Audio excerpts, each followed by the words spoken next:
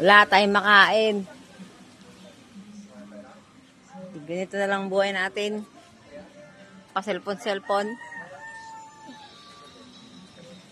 Busog na kami sa cellphone ng anak ko. Maghanap na lang ako dito sa tabi-tabi. Guys, may nakita na akong bayabas. May bayabas dun, guys. Hindi niyo makikita. Pipitasin ko na lang. Samahan niyo ako mamitas ng bayabas. Oo nga. Mga tanim kong ampalaya. Dito lang sa may bakod. Ay, naku guys. Dito talaga ang buhay mahirap. Walang makain. May nakita nga akong bayabas nga eh. Ayan o. Yeah! Tatalunin ko na. Nakikita nyo yan? Yan. Yan. Kaya lang sobrang taas ng bayabas. Bulok naman. Ito na lang pwede kainin. Lasak mo na guys.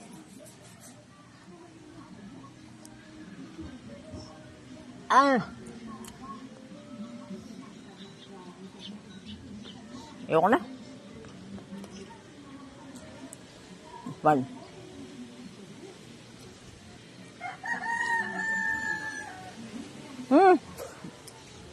May uod na yata. May uod.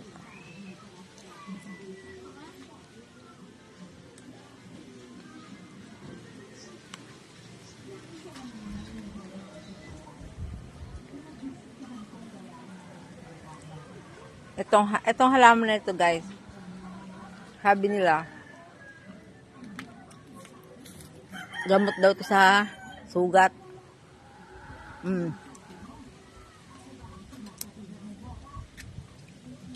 Tapos guys, ilingon-lingon nyo lang yung mata nyo.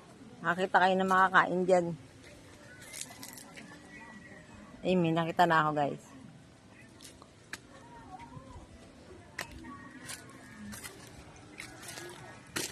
Alam ko guys, alam niyo itong puno na ito. Nanakaw lang tayo dito sa may bakod ng kumari ko. Ay. Pinakamaasim na kamyas sa buong mundo.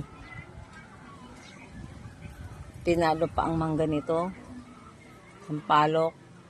Pinakamaasim guys. Bango pag bagong pitas guys. Maliliit pa ito guys. Dahan tayo, baka makita tayo ng may-ari. Si Kumaring Shirley. Ay naku, hindi ko maabot guys, sobra. Amayang gabi ko na lang ito kukunin. Tama na muna yung tatlo na lang muna. Well guys, titikman natin kung gaano kaasim. Hindi ako ngingiti. Hindi. Tignan ko lang. Kung kaya kung hindi tumabing yung mukha ko.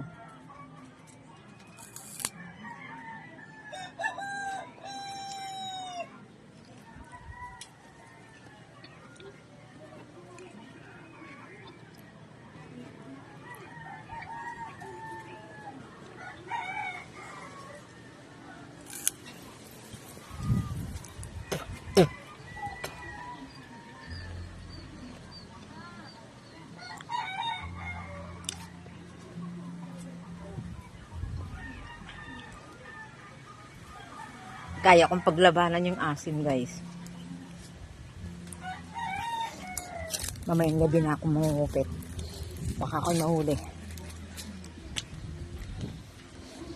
Sige, apuyan mo lang yan. At maluluto rin yung sinaing natin. Hay nako, ang ganda sa aking mga tanim.